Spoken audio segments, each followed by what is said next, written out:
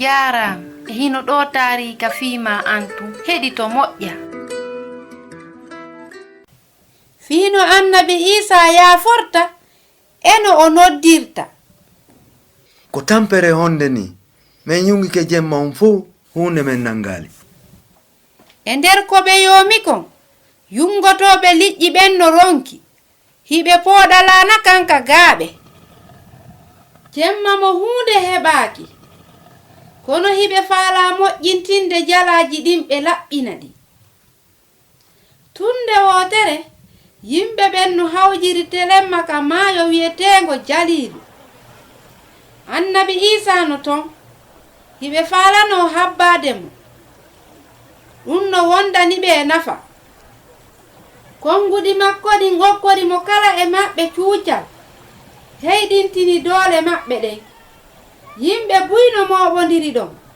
Annabi Isa alaano ka wona ɗon.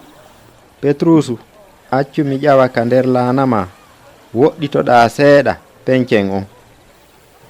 Jooni non yimɓe ɓen fof no faala heɗitagol mo yi'a mo ɓuri ni. Ɓay o lanni waajaade o fewti e Petrusu.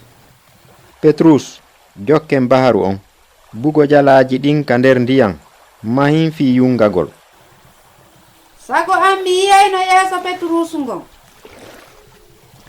Ko jooni non fokkitanten fi yungagol ngol. E nder ñallal ngal liƴƴi ɗin no woɗɗitaade lakkere nden ka weendu ndun luggiri ɗon.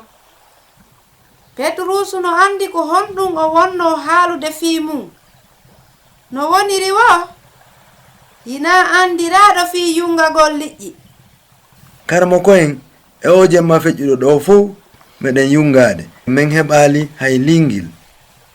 Hiɗen waawi hollutude annabi Isa haajuuji men fogirɗi en ɗin. Kono sabu ko maku ɗon kon mi bugoto jalaaji ɗi.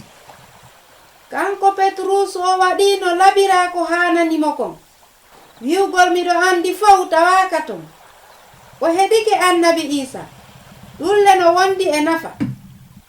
O yaari ka baharu on luggiri ɗon wondude e ɓeya yungotoɓe ɓe bugi jalaaji maɓɓe ɗin.